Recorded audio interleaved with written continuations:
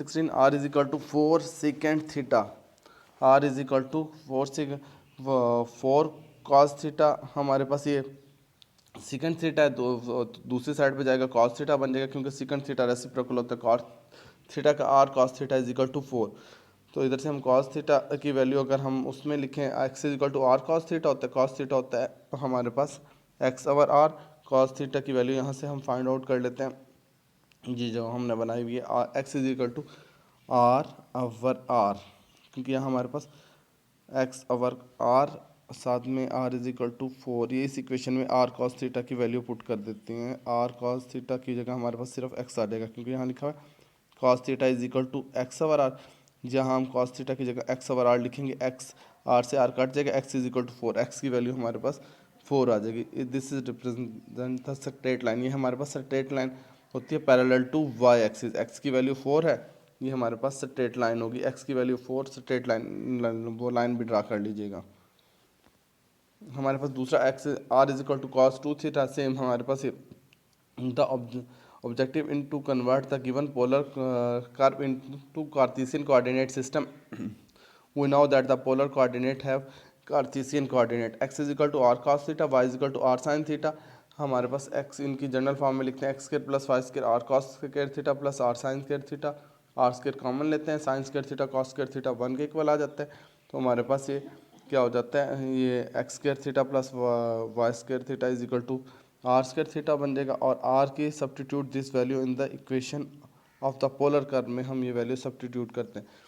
Are is equal to 2 cos theta, r is equal to 2 cos theta. यहाँ हमारे पास cos theta 2, यहाँ r is equal to 2 cos theta में हम cos theta की जगह एक्स ओवर आर जैसे जनरल फॉर्म में राइट अभी ऊपर राइट किया था, तो हमारे पास ये आर उधर जाके स्क्वायर बन जाएगा और इसका स्क्वायर रूट लेंगे, 2 स्क्वायर हमारे पास बन जाएगा 2 स्केयर एक्स अंडर रूट। और यहाँ से हमारे पास आया था x square plus y square is equal to r square theta. R की वैल्यू निकालनी हमने 2x, इधर हम वैल्यू पुट कर देते हैं 2x is equal to x square plus y square theta. इधर की माइनस हो जाएगा, इसमें हमारे पास उसके हम फैक्टराइजेशन करते हैं x square minus 2x plus 1, यह हमारे पास स्केयर बन जाएगा x माइनस 1 का square plus y square.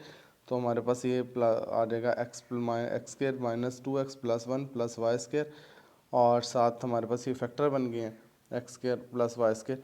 Therefore the curve, ये हमारे पास जो कर्व है रिप्रेजेंट तो इक्वेशन ऑफ ए सर्कल को रिप्रेजेंट कर रही है, लेकिन जो इसका हमारे पास सेंटर है, सर्कल का सेंटर बन रहा है ये 1 और 1 है, हमारे पास 1 और 0 है, 1 और 0। इस ये x की वैल्यू इधर 1 बन जाएगी इसके लिहाज से, और y ओरिजिन 0 अगर इधर हमारे पास होता तो फिर मज़ीद दूर रेडियस इसका, ये r की वैल्यू है इसकी, और ये y के साथ अगर कोई वैल्यू होती जैसे कि y माइनस 2, तो फिर यहाँ हम लिख देते 1 और माइनस 2। जी हमारे पास इसका सेंटर बन गया। सेंटर बनता है इसके साथ, अगर x के साथ जो वैल्यू होगी, जब फॉर एग्जांपल x माइनस 5 होगा तो इधर हमारे पास इसमें x की वैल्यू 5 हो जाएगी, और फॉर एग्जांपल ये स्केयर के अंदर होता y माइनस 3, तो इधर 3 आ जाता है। पॉइंट दिया हुआ है हमारे पास थीटा इज इक्वल टू π/3, वो हम एंगल दिया हुआ है, उसी तरह जो वैल्यू हमें फाइंड आउट हो सकती है। एंगल गिवन है π/3, इधर से 10 की वैल्यू π/3 निकाल लेते हैं, 10 π/3 3 अंडर रूट होता है, y is equal to 3 under root. ये हमारे पास इक्वेशन बनेगी, slope represent the straight line की स्लोप बनेगी, क्योंकि लीनियर इक्वेशन है, लीनियर इक्वेशन की हमेशा जो स्लोप होती है स्ट्रेट लाइन बनती है 3 अंडर रूट पे, जो कि 3 अंडर रूट से पास करती है। इस तरह क्वेश्चन नंबर 19 और 20 हमारे पास equation r square is equal to cos 2 theta r, और जनरल फॉर्म होती है पोलर की x is equal to r cos theta, y is equal to r sine theta, x square plus y square is equal to r square theta. जी फिर आप खुद ही double angle फार्मूले की मदद से इन्हें कैलकुलेट कर लेंगे। इसके बाद 21 से लेकर 26 तक find the polar equation of the curve represented by the given. हमें कार्टेशियन फॉर्म दी गई है, उसे हमें पोलर फॉर्म में कन्वर्ट करना है। क्वेश्चन नंबर 21 से 26 तक कर्व दी हुई है हमारे पास, Cartesian y is equal to Cartesian form y is equal to 2, using हम x is equal to r cos theta, y is equal to r sin theta, we convert to the polar equation. हमारे पास y की value तो मौजूद है, y is equal to r sin theta is equal to 2, इधर से हम r की वैल्यू लिख लेते हैं sin थीटा, उधर जाके कोसिकेंट थीटा होगा, r is equal to cosecant theta. यही इक्वेशन बनती है हमारे पास, क्योंकि x की वैल्यू तो है नहीं, x तो हमारे पास 0 है, तो ये इक्वेशन पोलर फॉर्म में बन गई। Question number 2, y is equal to x है हमारे पास, r x is equal to r cos theta होता है, y is equal to r sine theta. एक में हम पुट कर लेते हैं, दोनों इक्वल हो जाएंगे क्योंकि x और y सेम है। तो x cos theta r cos theta is equal to r sine theta, r से आर कट जाएगा, sine theta is equal to cos theta, sine over cos theta is equal to tan 1 theta is equal to pi. इस तरह ही next y is equal to 1 + 3 pi.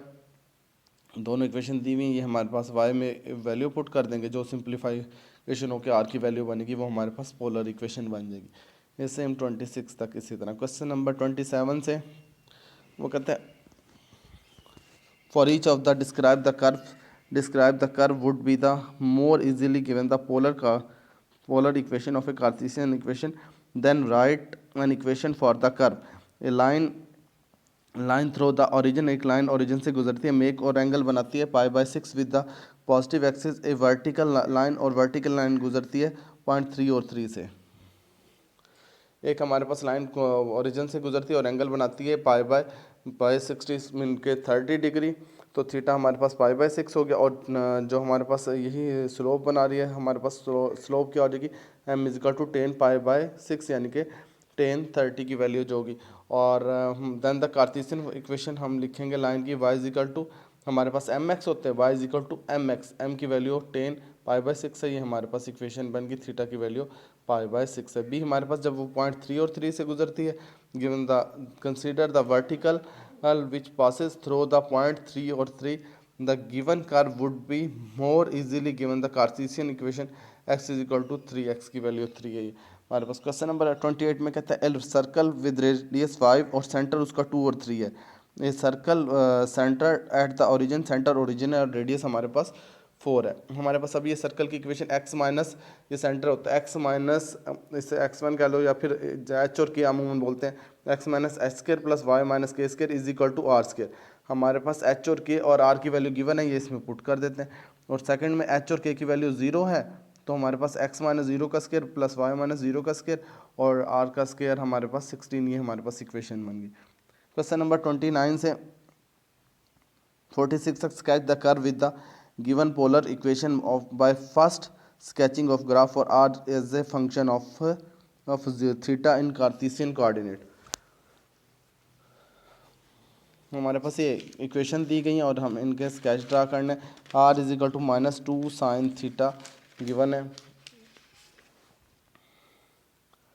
r is equal to -2 sine theta in Cartesian form, हमें इसे Cartesian form में लेते हैं। We first draw the substitute graph of the without changing into the Cartesian equation. पहले हम ऐसे draw कर लेते हैं, फिर इसे कार्टेशियन फॉर्म में। r is equal to F of theta, value of r does not represent the sign, क्योंकि r जो हमारे पास साइन को रिप्रेजेंट नहीं करता, नहीं हमारे पास इसका ग्राफ बनता है r is equal to simple, जैसे हम -2 साइन थीटा का ग्राफ ड्रा कर लें, -2 साइन सिंपल फंक्शन के लिहाज से हम ये आप -2 साइन थीटा लिखें, कैलकुलेटर पे भी हो जाएगा, सिंपल भी आप थीटा की वैल्यू पुट कर लें, जैसे 0 पाई/3 15 के डिफरेंस से ये हमारे पास ग्राफ ड्रा हो जाएगा।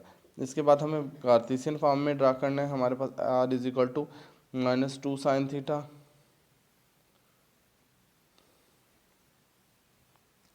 इसके लिए observe the graph theta increase with 0 to पाई/2 की जानिब थीटा इंक्रीज हो रहा है। The curve of the -2 to हमारे पास कर्व 0 से -2 की जानिब जाती है। The coordinate is absolute value r, it is easily to follow the increase from 0 to 2 theta as increase pi to 2। जब हमारे पास थीटा 90 से 180 की तरफ जाता है, the curve is return to X axis, जो हमारे पास कर्व है एक्स एक्सिस की तरफ रिटर्न हो जाती है।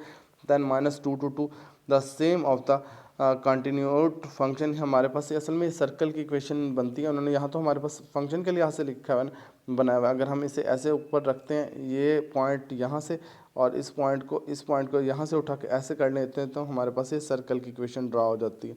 ये हमारे पास इसी फॉर्म में। फिर नेक्स्ट पहले तो जो फंक्शन दिया हुआ है उसी की इक्वेशन ड्रा कर दें, फिर उसके लिहाज से जो हमारे पास इसी की हाफ यहाँ कट करके ये इसके पोर्शन बना के ये देख लीजिएगा। जितना बाकी आगे भी आपने ये खुद करना है। बाकी इसमें ग्राफ जो है ज़्यादातर वो स्केचिंग डिवाइस या फिर कैलकुलेटर वगैरह से ड्रा होते हैं, और कोशिश कीजिएगा ये अब जल्दी करें, जो इनमें प्रॉब्लम ना हो रहा मुझसे फिर बता दीजिएगा।